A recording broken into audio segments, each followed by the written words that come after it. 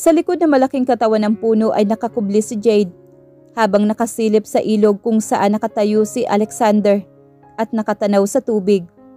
Hindi niya alam kung tinitingnan lang nito ang lugar o talagang maliligo ito.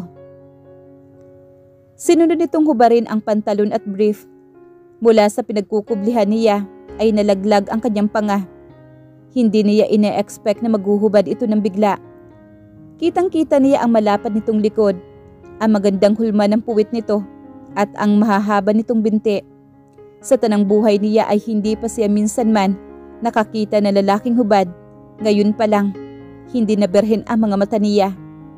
Napaurong naman siya. Lumikha iyon ng ingay. Biglang napalingon si Alexander. Mabuti na lang at mabilis siyang nakapagtago. Kumakabog ang dibdib niya. Patay siya kapag nahuli siya nito. Nagbilang siya hanggang 10 bago muling sumilip sa binatilyo. Nakaanggulo pa rin ang katawan niya. Pakaliwa pero nakatitig na ito sa ilog. Sa posisyon nito ay kitang-kita niya ang bagay na nasa pagitan ng mga binti nito. He was blessed. Yes, blessed. Ang mga kaklase niya ay minsan na niyang narinig na nag-uusap tungkol sa boyfriend ng mga ito. Hindi siya interesado. Sa tingin niya ay napakabata pa nila para sa pakikipagrelasyon. Pero narinig pa rin niya ang mga salitang Dax, bless at mahaba. Kasing haba rin ba ng kay Alexander ang nakita ng mga kaklase niya sa boyfriend ng mga ito? Ipinilig niya ang kanyang ulo. Ano ba itong pumapasok sa isip niya? Hindi tamang titigan niya ang pribadong parte ng katawan nito. Nagbawi siya ng tingin. Ang sunod niyang narinig ay ang tunog ng paglusong ni Alexander sa tubig. Ibinalik na niya ang tingin dito dahil nakababad na sa tubig ang kalahati ng katawan nito. Napabuntong hininga naman siya. Napakagwapo talaga ni Alexander. Ang galing nitong lumangoy. Napakasigasig kumilos. Nakailang pabalik-balik pa ito sa kanya at pinanunood lamang niya ito. Look away, Jade. Aahon na ako. Bigkas ni Alexander na hindi nag-abalang sumulyap man lang sa kinaroroonan niya. Napamulagat naman si Jade. Siya ba ang kausap nito? Yes, you. Walang ibang tao rito. Tayong dalawa lang. Sambit nito na parang alam na alam kung ano ang iniisip niya. Nakita na kita. Pilya ka talaga. Napailing ito at nangingiti naman. Look away. Baka makita mo na naman ang hindi mo dapat makita. Sorry. Isinandal niya ang likod sa katawan ng puno at mariing pumikit. Sabihin mo na lang kapag tapos ka nang magbihis, ha? Hindi ito sumagot pero hindi na siya nangahas na buksan ang mga mata. Hanggang hindi ito nagsasabing tapos na. Ang sunod niyang naramdaman ay ang pagpindot nito sa ilong niya. Kaya naman nanlalaki ang mga mata. Nang titigan niya ito na nakatayo sa kanya. Tumutulo pa ang buhok nito. Nakatukod ang isang kamay nito sa puno, sa gilid ng ulo niya. Napakalapit nito kaya hindi siya makahinga. Natatakot siyang huminga sa kung anong kadahilanan. Dahil alam niyang gustong-gusto niya ito. Tila ba nagkakarera ang tibok ng puso niya? Ano nakita mo, ha? Nanloloko na wika nito. May damit na ito pero parang nakikita niya pa rin ang nakita niya kanina. Napalunok naman siya. Wala naman akong nakita. Pagsisinungaling naman niya. Sinungaling. Tinanaw nito ang maliit na bangka sa tabi ng ilog. Halika. Saan? Anong gagawin natin? Mamamangka. Ha? Marunong ka ba? Oo naman. Napakainit ng pagkakangiti nito sa kanya. Kaya nahawa na siya at napangiti na rin. Naupo siya sa bangka at hinayaan itong magmaniobra. Bakit sinusundan mo ako? Tanong nito kapag kuwan ay nakangiti. Namula naman si Jade. Nakita kitang lumabas ng malaking bahay. Nagtaka ako kung saan ka ba pupunta kaya sinundan kita. Kaya ngayon ay nakita mo na akong hubot-hubad. Senyorito, nakagat niya ang labi niya. Hindi ko po sinasadya. Sorry po talaga. Alam ko pong malaking kapanghasan po ang... It's okay, okay? Binibiro lang kita. Tumatawang wika naman ito. Hindi ka pa rin talaga nagbabago. Ikaw pa rin yung batang babaeng makulit na sunod ng sunod sa akin dito sa ilog. Hinawi nito ang ilang hibla ng buhok niya. Nililipad ng hangin at iniipit niyon sa likod ng kanyang tainga. Pakiramdam niya ay parang hinihili siya. Kilig na kilig siya. Titig na titig din sa kanya si Alexander. Hanggang sa dumako ang mga tingin nito sa labi niya. Nabura ang ngiti nito. At nagsimulang magpabalik-balik ang mata nito sa labi niya at mga mata. Jade! Alexander! Malakas na tawag sa kanila ni Vander. Nakatayo ito sa tabing ilog. Automatikong nag-iba naman ang aura ni Alexander. Nawala rin ang kinang sa mga mata nito kanina. Walang pasabing tumalon ito at lumusong sa tubig nang makitang lumangoy si Vander patungo sa kanila. Alam niya kung bakit. Hindi ito komportable sa kapatid at alam niyang ganoon din si Vander dito. Senyorito! Bigla siyang tumayo, gumiwang ang bangka at nawalan siya ng balanse. Nahulog siya sa tubig. Hindi siya marunong lumangoy, kaya nabalot siya ng takot. Hindi niya akalaing nasa bahaging malalim na sila. Saklolo! Hindi ako marunong lumangoy! Tulong! Jade! Sabay na sigaw ni Alexander at Vander. Don't touch her, Alexander! Mariing sigaw naman ni Vander. Pero hindi naman pinansin ni Alexander si Vander. Lumangoy ito papunta sa kanya at sinagip siya nito. Kinabig nito ang ulo niya. Dama niya ang takot nito habang magkadikit ang mga katawan nila. Shit, Jade! Tinakot mo ako. Pabulong nitong sabi sa kanya. Hindi ako mamamatay, senyorito. I won't let you. Si Vander ay nanlumo lang na nakatitig sa kanila. Pabiling-biling sa kama si Jade. Hindi siya makatulog kakaisip ng mga nangyari. Sinagip ni Alexander ang buhay niya. May ibig bang sabihin iyon? Ginawa ba nito iyon dahil may gusto rin ito sa kanya? O dahil iyon ang tamang gawin? Napangiti siya. Hindi na mahalaga kung ano ang dahilan. Ang mahalaga ay iniligtas nito ang buhay niya. Ipinikit na lang niya ang mga mata nang tumunog ang kanyang cellphone. Hindi nakaregister ang number sa phonebook niya. Nang basahin niya ang message, ay muntik na siyang himatayin. Galing kay Alexander ang text messages. Paano kaya nito nakuha ang number niya? Tulog ka na ba? Nag-compose agad siya ng pang-reply dito. Gising pa naman, bakit? Nang pindutin niya ang send button, ay sending field ang lumabas. Wala pala siyang load. Nataranta siya at mabilis na lumabas ng kwarto. Nakita niya ang ina niyang naghihilod ng paa sa banyo. Nakabukas lang ang pintuan. Nay, may load po ba kayo? Abay wala. Kahit 5 piso lang po. Katigas ng ulo eh. Sabi na ngang wala. Bakit ba parang alalang-alala ka dyan? Kailangan ko lang po. Pantek sa boyfriend mo? Umingos naman siya. Wala nga po akong boyfriend, Nay. Iyong Vander, buntot ng buntot yun sa'yo ah. Nililigawan ka ba? Nay, magkaibigan lang po kami. Siya sige, doon sa tindahan ni Mereng naglo-load sila. Babalik ako kaagad.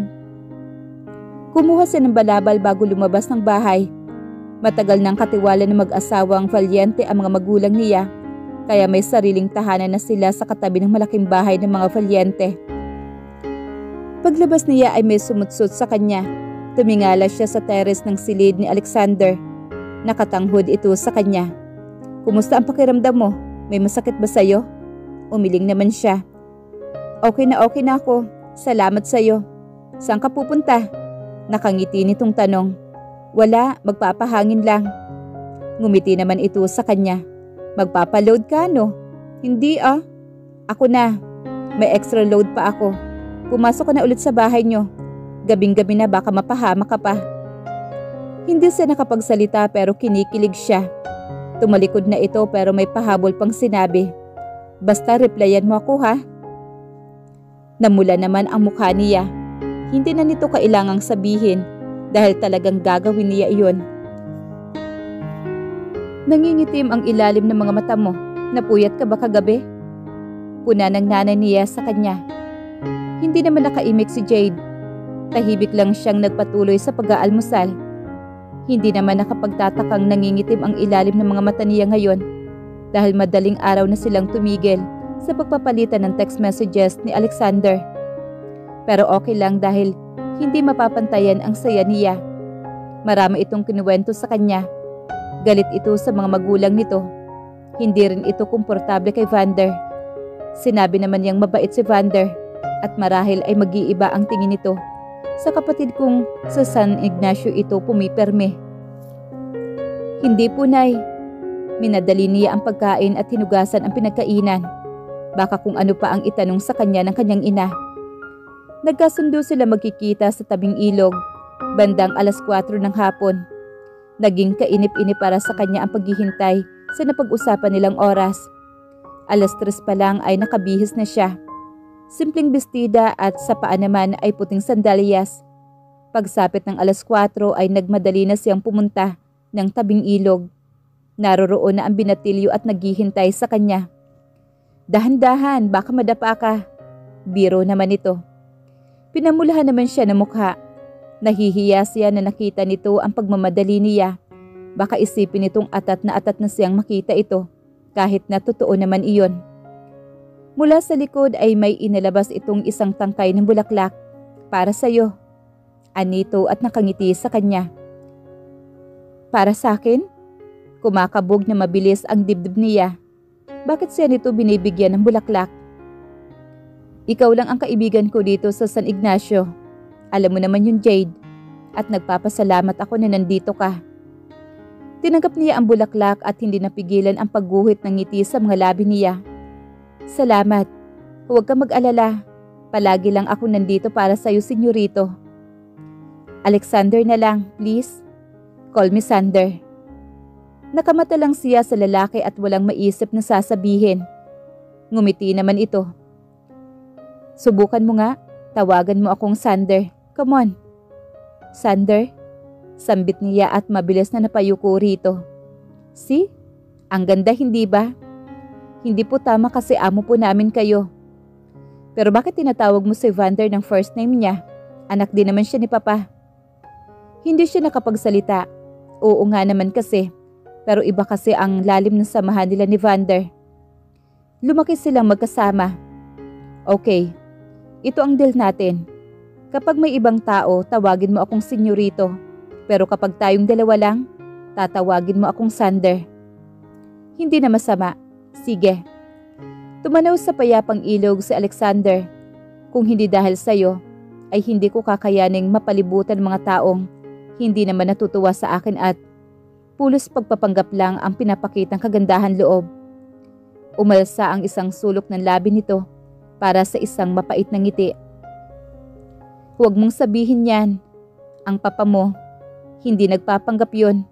Ang mama mo, wala siya rito pero para rin naman sa'yo yung ginagawa niya. Si Vander, magkapatid pa rin kayo. Hindi lang kayo gaano nag-uusap. Pero kapag nakilala mo siya ng lubos, matutuwa ka rin sa kanya.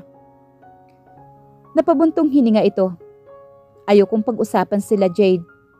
Tumango naman siya, nakakaunawa. Sapat na sa kanya ang marinig na masaya itong makasama siya. Napapadala sa pamamasyal ninyo na senyorito Puna ng nanay niya. Nang ginabi na naman siya ng pag-uwi, hindi niya maiwan ang lalaki.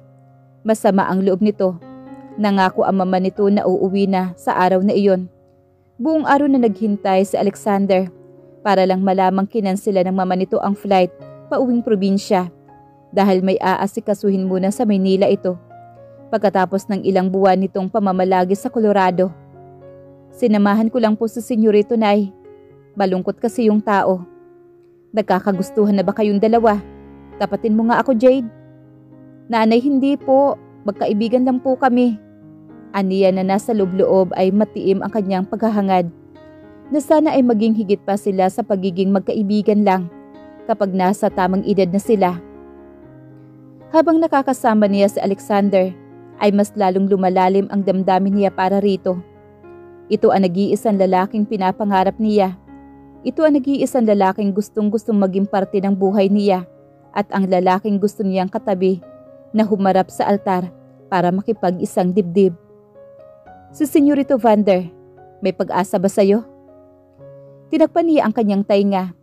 Nahihiya siya sa mga pinagsasasabi ng kanyang ina, pero ayaw niyang magpaawat. Pero kung ako ang tatanungin, doon ka kay Senyorito Alexander. Iyon ang lehitimong tagapagmana. Baka wala ka ring mapala kung si Senyorito Vander ang pipiliin mo. Inay, pumasok mula sa likurang pintuan ng bahay ang ama niya. Oh, ito na pala ang tatay mo. Bakit Lucia? Tanong naman ni Eliseo sa asawang nangunot ang noo.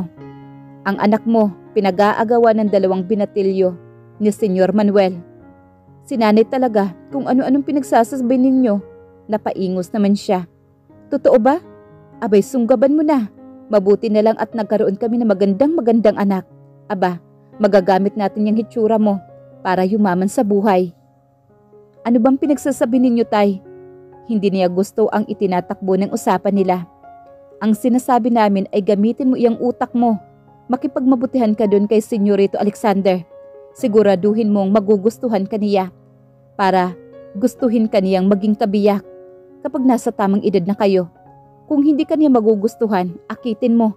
Gawin mo ang lahat at pagod na kami ng tatay mo sa buhay mahirap. Wala sa loob na dumako ang tingin niya sa pintuan. Namutla siya nang makitang nakatayo sa labas ng bahay si Alexander. Madilim ang mukha nito. Sander? Napatingin ang ama niya sa pintuan at patay mali siyang tumango sa binatilyo at nagdahilang may gagawin sa kusina. Ganoon din ang ginawa ng kanyang ina. Kumakabog ang dibdib niya nang mapagsolo sila nito. Narinig kaya nito ang lahat ng mga pinagsasasabi ng kanyang mga magulang? Ano ang narinig mo? Tama lang yung narinig ko. Senyorito. Napangiti siya at naandun ang sakit sa mga ngiting iyon. Masuyo siyang tinitigan ni Alexander. Ang mga narinig ko ay hindi galing sayo. Alam kong mabuti kang tao at nagtitiwala ako sayo. Jade, ikaw lang. Nakahinga siya na maluwag. Salamat. Hindi ko sisirain ang tiwala mo sa akin, Alexander. Inilabas nito ang 2 bulaklak. Nandito ako para ibigay ito sayo. Naiwan mo sa tabing ilog. Salamat. Good night, Jade. Bilisan mo pa, Moon. Bulong naman ni Jade sa paboritong kabayo. Pilit siyang umaagapay sa takbo ng sasakyan kung saan lulan si Alexander. Paalis na ito ng San Ignacio. Nakapagpaalam na ito sa kanya ng maayos kanina pero nalulungkot pa rin siya. Ikinurap niya ang kanyang mga mata dahil sa luha. Maya-maya ay huminto ang sasakyan. Pinahinto rin niya si Moon. Bumaba siya ng kabayo at mabilis na nilapitan ang sasakyan. Lumabas naman ang sasakyan si Alexander. Nagtama agad ang mga tingin nila. Tinititigan siya nito. Lumapit ito hanggang sa halos 1 dangkal na lang ang layo nito sa kanya. Anong ginagawa mo, Jade? May pagsuyo sa tinig nito. Hinaplos nito ang hair clip na iniregalo nito sa kanya. Araw-araw niyang susuotin iyon. Gusto ko lang. Hinila siya nito at mahigpit na niyakap. Magpapakabait ka rito, ha? Huwag matigas ang ulo mo. Huwag kang palaging naliligo sa ilog. Magpapasama ka sa mga kaibigan mo kung mamamasyal ka roon. Tumango siya at lalong isiniksik ang mukha sa dibdib ni Alexander. Mahal kita, Sander. Umiiyak na wika niya rito. Natigilan naman ito. Kinakabahan siya at dahan-dahang kumala sa pagkakayakap dito. Tinitigan naman siyang maigi ni Alexander. Jade, para ng kapatid ang turing ko sa'yo. Iyon ang una niyang kabiguan. Because she didn't want him to see her as a little sister. You take care of yourself, Jade. Tatawagan kita. Hihintayin ko.